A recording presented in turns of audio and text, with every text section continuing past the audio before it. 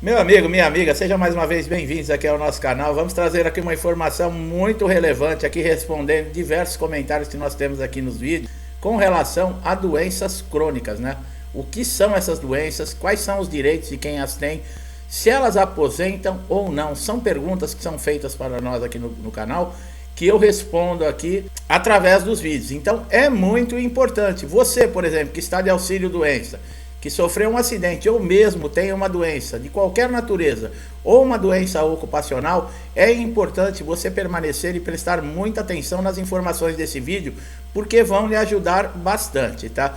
O que é uma doença, né? É algo que pode acontecer com qualquer segurado, com qualquer trabalhador, dentro ou fora de uma empresa. Se a doença for profissional, quer dizer, relacionada ao trabalho e te deixar incapacitado de forma total e permanente para exercer a sua atividade ou qualquer outra, você terá direito aí à aposentadoria por invalidez sem precisar comprovar a carência de 12 meses. Vale ressaltar sempre a carência, tá, pessoal?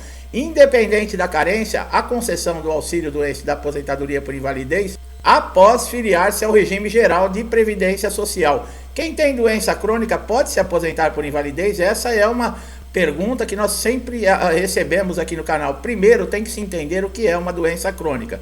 Doença crônica são aquelas que têm duração maior e podem demandar de cuidados médicos constantes por um longo período.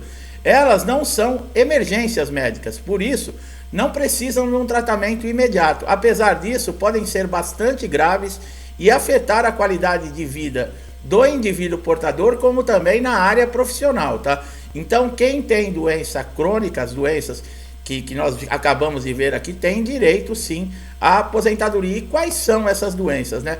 Muitas delas já são conhecidas no INSS, porque já geraram aí diversas aposentadorias por invalidez para segurados que entraram aí, às vezes, fazendo um pedido, por exemplo, de um auxílio doença, por não terem conhecimento exatamente do que diz a lei, pedem o auxílio doença, mas a doença é tão grave que acaba aposentando. E lembrando, algumas doenças, nós falamos de carência, nós vamos citar aqui algumas doenças que elas não exigem carência, tá, pessoal? Então, quais são elas?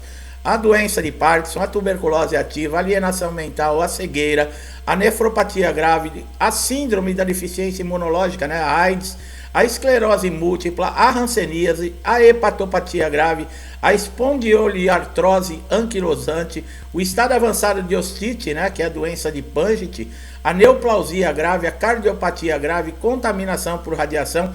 Essas doenças, elas não necessitam do período de carência. Isso está previsto na Lei 8.213/91, tá? A aposentadoria por invalidez, ela é concedida a partir do momento que esse segurado preenche os requisitos. No caso, né, vamos colocar agora uma doença de qualquer natureza ou um acidente de qualquer natureza. É exigido que a qualidade de segurado, tá? E a aposentadoria por invalidez, ela pode ser concedida independente de você estar de auxílio doença ou não, tá? Se for considerado incapaz e insusceptível de reabilitação, prestar bastante atenção no que eu acabei de falar. Considerado incapaz, insusceptível de reabilitação, quer dizer, não há possibilidade de reabilitar. Para o exercício de uma função que lhe garanta uma subsistência, ser-lhe-á pago o benefício de incapacidade total e permanente enquanto perdurar a doença. Olha lá, outro ponto muito importante, enquanto perdurar. Isso quer dizer o quê? O INSS, ele pode sim, a lei autoriza, a lei 8.213/91, a convocar sim os aposentados por invalidez para ser feita uma avaliação se existe ainda a lesão ou a doença que gerou esse benefício. Então são pontos muito importantes, tá? A qualidade de segurado é conseguida através da carência, tá, pessoal? Como nós falamos, existem situações que não é necessário. Por exemplo, quem sofreu um acidente dentro de uma empresa, quem contraiu uma doença devido à sua atividade profissional, não existe carência, tá? Não tem carência. A concessão da aposentadoria por invalidez, ela vai ser sempre feita através de uma perícia, tá? Seja ela dentro do INSS ou mesmo uma perícia judicial. Nesses casos é necessário elementos que comprovem a situação desse segurado nesse momento para sim ser concedido esse benefício. Ele deve estar, como nós falamos, incapacitado total e permanente para exercer a sua atividade, né, que é o do seu dia a dia, que já muitos exercem por anos e ficaram impossibilitados. E ele é insuscetível de reabilitação para qualquer outro tipo de atividade, quer dizer, ele coloca em risco a subsistência da própria família. Nesses casos, o INSS não tem que discutir, tem que aposentar e pronto. Mas muitas vezes, né, encontramos aí dentro do INSS diversos problemas, diversas situações de injustiças, que mesmo o segurado que pagou lá, que construiu, né, a vida inteira, colocou um tijolinho dentro do INSS, contribuiu muitas vezes por anos, e ele chega numa situação dessa, num estado como esse, e ainda tem esse benefício negado. Parece que o perito tem a cegueira. Quem tem doença é o perito, que não consegue enxergar que nesse segurado ele está impossibilitado para exercer a sua atividade ou qualquer outro tipo de atividade, e lhe é dever conceder a esse segurado a aposentadoria por invalidez, tá? Os requisitos para aposentadoria por invalidez, que não precisam cumprir, no caso, o requisito da carência, são em situações de qualquer natureza, né? Um acidente de qualquer natureza. No caso de acidentes ou doenças dentro do emprego, quando é afetado de uma doença grave, irreversível de incapacidade, listada pelo Ministério da Saúde, Ministério do Trabalho e Previdência Social, que são essas doenças que nós acabamos de falar, tá? E uma doença irreversível e incapacitante. Muitas vezes, como nós falamos, se os seus direitos não forem reconhecidos dentro do INSS, você deve procurar a justiça, tá? O problema é que na justiça é aquele negócio, se você não tiver uma pessoa dentro da sua casa para continuar aí pagando as contas e sustentando a família, você vai ficar dependendo aí de quem? De amigos, de parentes. É uma situação um pouco constrangedora. Para quem sempre foi independente, pagou as suas contas, andou com as suas próprias pernas, de repente se vê numa situação como essa. Pessoal, nós já falamos de casos que, pelo INSS ter negado um direito ao segurado, muitos estão recorrendo à justiça, independente de pedido de benefício, recorrendo à justiça pedindo danos morais, porque o INSS feriu um direito que coloca em risco o sustento, toda a vida de uma família. Porque se esse segurado, ele depende do trabalho, ele depende desse rendimento que ele tem para pagar suas contas, sustentar a família, por exemplo, paga um aluguel, e o INSS nega esse direito e essa pessoa fica sem rendimentos, o que acontece? Pode ser despejado, pode faltar comida dentro de casa, pode ter uma luz cortada, uma água cortada, não ter como comprar um remédio, não ter como correr para um hospital numa emergência, até por falta de dinheiro de condução. Quer dizer, olha os riscos que não são medidos, tá? Dentro de uma atitude de um perito que às vezes se acha semideus, que não olha a documentação. Muitos benefícios, até concedidos judicialmente, são aí cessados em uma canetada, passando por cima da lei, passando por cima da decisão da sentença de um magistrado, de todo aquele período que foi estudado, que foi verificada a documentação, se realmente existe a incapacidade dentro de uma perícia judicial, todo o trabalho que esse segurado teve para unir todos esses elementos, atualizados, juntar toda essa papelada para comprovar, no caso, a sua incapacidade. Quando a justiça concede o benefício, depois de tanta dor de cabeça que esse segurado teve, tantas humilhações, tantos problemas, há uns meses depois recebendo o benefício, o INSS convoca, por exemplo, para um pente fino, e esse semideus perito do INSS, além de muitos serem estúpidos, além de ignorar totalmente o segurado, né, como se o segurado estivesse ali pedindo algum favor para ele, né, como se ele estivesse fazendo alguma caridade, além de ignorar, muitos são estúpidos. Alguns chegaram já a ofender, tá, segurados dentro da perícia, chamando até de vagabundo. Lembramos, se você puder gravar, se você puder fazer um vídeo, ou se você tiver testemunha com relação a uma palavra de baixo calão ou uma ofensa moral que lhe foi feita, processe esse perito, tá? Primeira coisa que você deve fazer, vá no Conselho Regional de Medicina e preste uma queixa contra esse perito. Você tem que ter o nome dele e o CRM dele.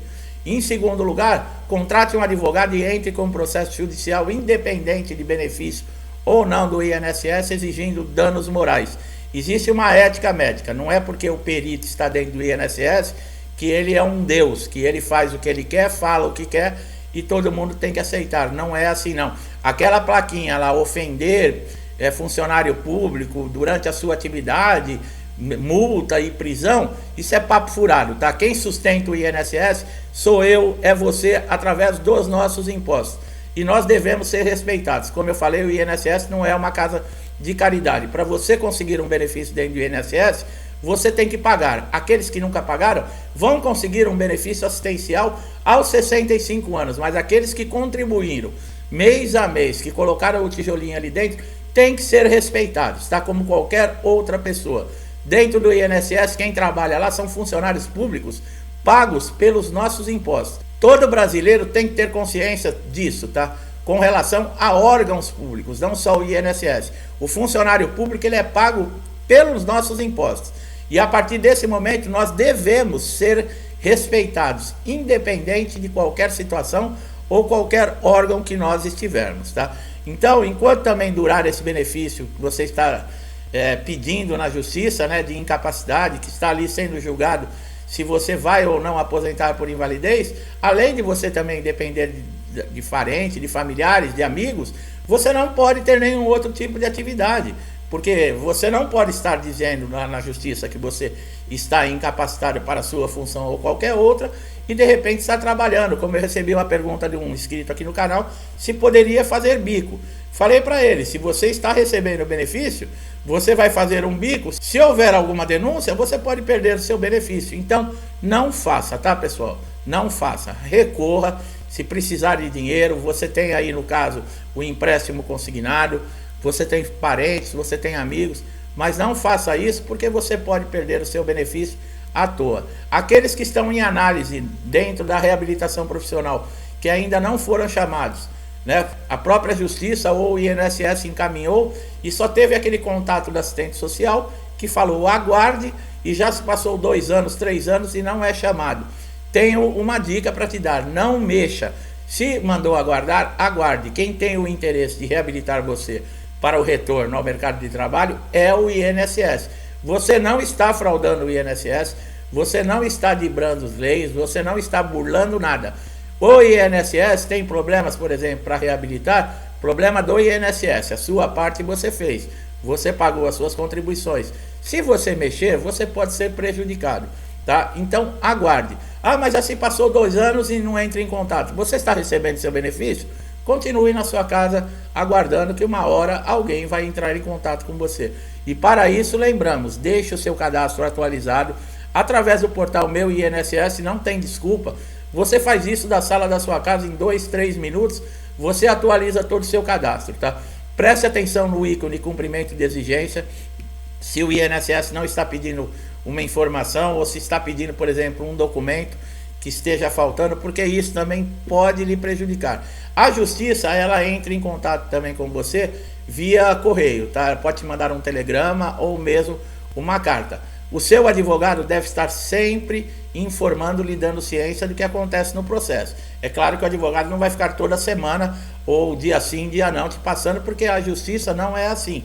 Segue fases, tá? Um processo ele demora, em média, nós falamos, de 18 a 24 meses. Não adianta querer, por exemplo, ficar cobrando o advogado, que você só vai irritar o advogado pode ficar com raiva, deixar de te fornecer informações. O juiz, ele para dar a sentença, ele vai estudar todo o seu caso, ele vai pegar toda a documentação que você enviou, ele vai comparar com o que diz a lei, vai verificar toda a sua situação para ver se você tem direito ou não a um benefício.